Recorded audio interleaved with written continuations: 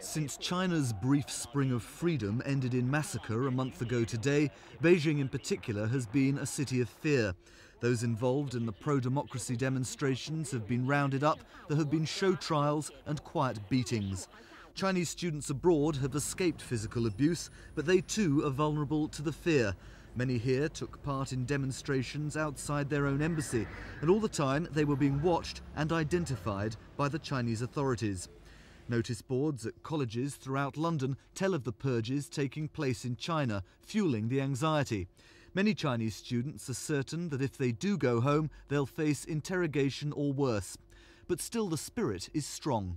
Do you regret taking part in those demonstrations now? No, I never regret. Even though it means that you can't go back to your own homeland?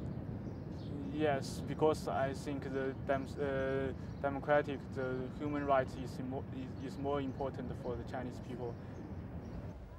The Chinese authorities have told students abroad that even if they took part in demonstrations, they've nothing to fear. After Tiananmen Square, that's difficult to believe. Are you frightened? Oh, yes, a little bit. What exactly are you frightened of?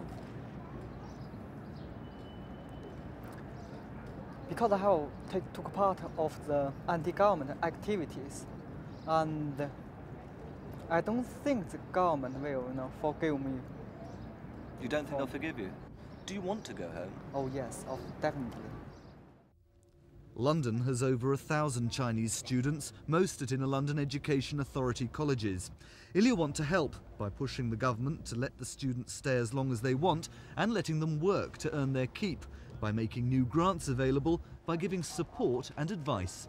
What we want them to feel is that there is an authority in London that cares for them, that recognises their plight, that knows that they have been brave to protest, and that we want them to continue to study and not feel that their life is somehow going to be impaired or diminished at this point in time.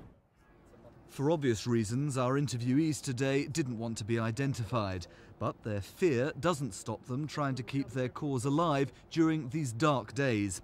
As they left us, they were headed for tonight's demonstration outside the Chinese embassy.